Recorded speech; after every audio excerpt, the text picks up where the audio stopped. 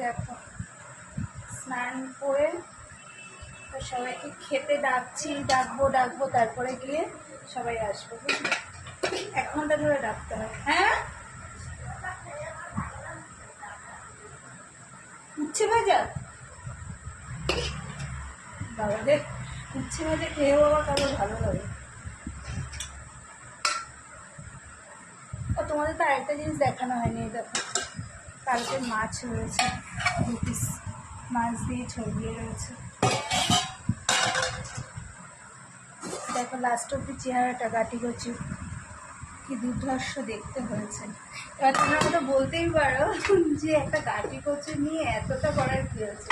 আমরা সবাই না এটা খুব ভালো খাই, বসছিস না উচ্ছে ভাজা দিয়ে একটু অল্প একটু খাবো। এই উচ্ছে ভাজা দিতে গেলেই ঘি লাগবে, একটু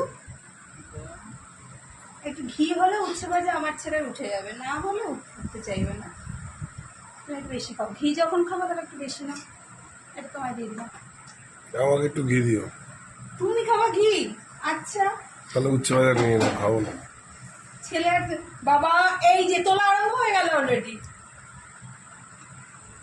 সেরকম করে না, খেতে হবে বাবা, তুলিস না। দেখো তো ঘিটা কোথায়, মায়াপুরে ঘুরতে গেছিলাম জানো, ওখান থেকে ঘি নিয়ে এসছি। ঘিটা এতটা ভালো বলার মতো না, ভীষণ ভালো ঘিটা। এই দেখো মায়াপুরের ঘি,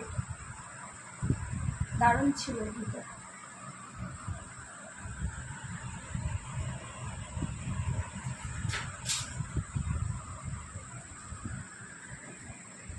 হাতের পেছন দিয়ে তুলছি।